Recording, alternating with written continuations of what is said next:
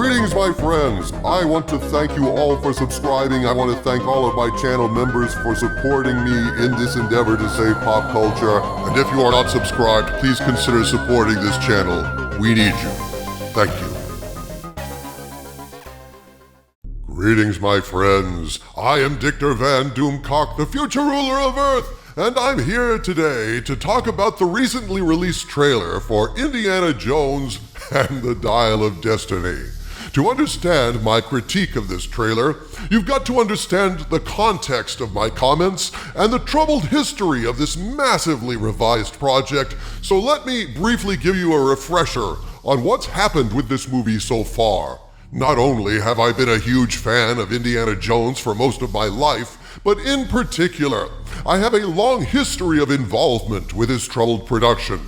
Ahead of the mainstream media, I had a leaker reach out to me with detailed information about the plot of Indiana Jones 5, including the time travel element. Then, shortly after I broke that rumor, I also received news that shook me and everyone else who watched my videos to the core. They were going to use time travel to go back in time, have young Indy meet old Indy, then because young Indy gets killed in the past, Indiana Jones is effectively erased from history, and Kennedy then has Phoebe Waller-Bridge take up his hat, his whip, and his name, and replace him moving forward in the franchise. I sounded the alarm and raised hell about this. The Daily Mail caught up with my rumors 2 months later and published an expose complete with leaked set photos of Roman centurions confirming the time travel angle. And as a result of the outcry, the film was delayed for over a year as they did rewrites and reshoots. Allegedly, they came back a year later with a whole shitload of scrapbooking, with multiple versions of multiple scenes and somewhere in the neighborhood of 6 different endings, none of which tested higher than 35% in audience scores. A Superbowl trailer was released that was cringe, a trailer that seemed to reinforce the time travel element with the introduction of the Dial of Destiny, a doohickey that seems to do what the time tunnel used to do for Doug and Tony, both projects, incidentally, that featured music by John Williams, who announced back in December of 2022 that they were going in for another round of reshoots, despite denials from James Mangold. The reshoots, along with some re-editing, were designed to minimize Phoebe Waller-Bridge's screen time as much as possible and to cut out as many of her nasty, snarky comments and insults to Indy as possible, to make Indy more heroic in the movie and try to save what appeared to be a runaway train of unprecedented suck, the likes of which no Indiana Jones fans had ever seen, not even those that watched Kingdom of the Crystal Skull, which was itself filmed in Succovision and sponsored by Hoover. What could be worse than having Indiana Jones survive a nuke by hiding in a fridge? Indiana Jones undergoing a franchise sex change? Dying and becoming Fleabag? That's worse than nuking the fridge, man. That's not gonna happen anymore, is it? Oh, it appears not, Harvey Cthulhu, though endings to that effect were shot and do still exist. It appears at this point, thankfully, that we may have dodged that particular bullet, and if we did dodge it, then no matter what they show in the theater this June, fans won a major victory. For example, the idea was to have Fleabag literally become known as the only Indiana Jones there ever was in a Disney Plus streaming show. But word out now is that show has been canceled, and furthermore, Fleabag is moving on to screw up the Lara Croft franchise, which would certainly be a conflict of interest if she was also going to be doing an Indiana Jones TV show. So all in all, the news has been positive coming out of the Indy 5 production. Recently, I received a tip from someone inside Disney saying very recently they shot a new ending where Indy doesn't die after all, and I think that these changes are reflected in the recent trailer of Indiana Jones 5. Are you seriously trying to say that they fixed a movie subtitled The Dial of Destiny? What's next? Indiana Jones and the Irish Spring of long-lasting deodorant protection? No, don't get me wrong. I'm not saying this movie is fixed in the sense of actually being good. While I think there is a small chance this film could turn out to be a fun send-off for Indy, I think the odds of it sucking are huge. This production, it seems to me, never had a coherent script.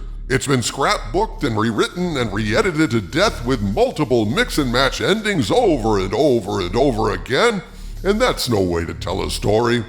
The seams can't help but show on this scrapwork quilt of a film, and I think under the circumstances it'll be a miracle if it's anything more than a muddy mess, but I do believe they've made Indy 5 suck a lot less than it sucked a year and a half ago, and I think there's proof of this in the latest trailer. During the Super Bowl trailer, Phoebe Waller-Bridge was hardly seen. That was because at the time they were trying to hide her, realizing that people were wary of the whole Fleabag situation from all the leaks, but most importantly, and this is a key difference, folks, everything Fleabag did in the Super Bowl trailer was negative towards Indiana Jones. In that trailer, Indy says, "What are you doing here?" And she says, "Rescuing you." Then at the end of the trailer, when we see her again, Indiana Jones introduces her as his goddaughter, and she snarkily says something like, "We're not related."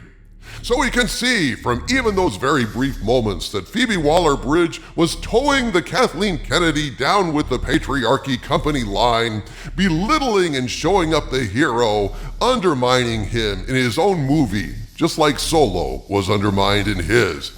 Yeah, man, this whole thing really pissed me off, dude. You could just see Phoebe Waller-Bridge going through the whole film, insulting Indy as a stupid man, slamming him as an old relic, basically showing him disrespect nonstop at every opportunity in a movie named after him. That is one of the things they've allegedly changed. In an article a month or so ago, Harrison Ford came out and said that they had cut all the old age jokes out of the movie and that he was glad they were gone. He claimed they were cut in the early script stages, but that wasn't true. What was true is they were trying to signal to fans that Indy wasn't going to be endlessly abused by Fleabag anymore. It was damage control, which leads us back to this trailer. Lucasfilm is also doing damage control in this trailer by showing Phoebe Waller-Bridge being supportive of Indiana Jones and being saved by Indiana Jones. I was annoyed to see her at all. I thought she was being cut from this movie. Oh, hell no. They were never going to be able to cut her entirely out of the movie. She's just too big a part of it. No, their aim was to reduce her role as much as possible and to cut the amount of snarky insults to Indy again as much as possible. And I think this trailer confirms that's exactly what they've done. The trailer opens with a literal jolt when the Rolling Stones' Sympathy for the Devil starts playing, a fitting piece of music for the 60s. Indy is jolted out of his comfy chair by Mick Jagger's primal howl at the start of the track. Then he goes to his retirement party. Cut to Indy in a bar saying, "I'm retiring," and Fleabag smiles and says, "Then what are we drinking?" So right away, we see her behaving with respect and even affection to her godfather, a big change from how she sneered at him in the trailer. And then we come to a scene in a storage area of archaeological artifacts, which exactly lines up with the rumors I reported over a year and a half ago, remember? I stated that there's a bunch of suspicious men after an artifact Indy collected long ago. There's a shootout in the storage area with these men. They run off with the artifact, and Helena pursues them. That's exactly what happens here. She locks Indy inside the storage area, says, "I'm sorry," and runs after the men to retrieve the Dial of Destiny, exactly as my sources reported over a year ago. This trailer also all but confirms the time travel aspect of the film that my sources reported back in the day, when Mads Mikkelsen says of the Dial of Destiny, "People make mistakes, and with this, I will correct them all." Then, unfortunately, we come to a line that made many fans angry, including this fan, when Fleabag says, "Then I stole it. It's called capitalism." Yeah. Once again, Disney includes anti-American, anti-mainstream, anti-capitalism snark in their content. If they're not slamming white men, they're slamming capitalism. No wonder Disney is so loved these days. Now, of course, bear in mind that this movie is set in the 60s, a period of great radicalism among youth on college campuses, so, in a sense, that line is in keeping with the period that Fleabag would say this. It's authentic to the period, but I do question the judgment and taste of including that bit of snark in the trailer.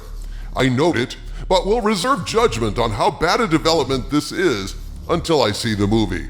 Fleabag says to Indy, "You've taken your chances, you've made your mistakes, but now, a final triumph."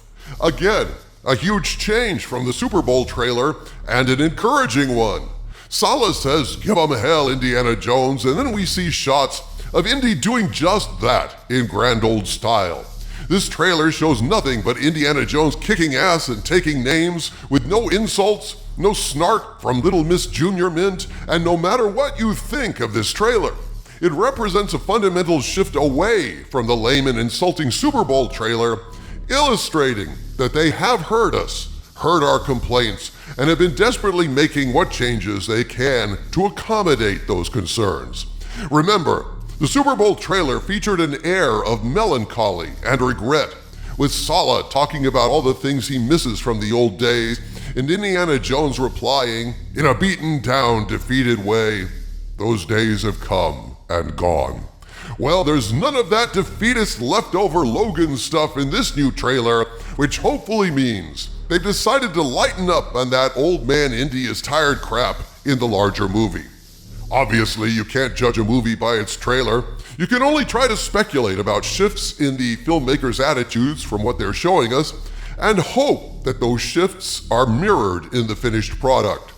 The most striking change came to me towards the end, when Indiana is telling Fleabag, "A few times in my life, I've seen things. I've been tortured with voodoo. I've been shot 9 times, once by your father. But I've been looking for this all my life." As he speaks, Fleabag listens to him with a smile, not insulting him, just listening. That's a huge step forward, my friends. And even better, it shows Indiana Jones being the star in this trailer. It is Indy saving Fleabag, Indy dishing out hell, Indy kicking ass. My friends, this trailer strongly suggests that our complaints have been heard, and in this case, we forced them to make changes they didn't want to make. So if this film does not have Indy dying and being replaced by Fleabag, that, at least, we can take as a win, regardless of whether the movie succeeds or stinks worse than Mola Ram's loincloth. From the center of the earth, this is Dictor Van Doomcock bidding you all, my friends, stay angry.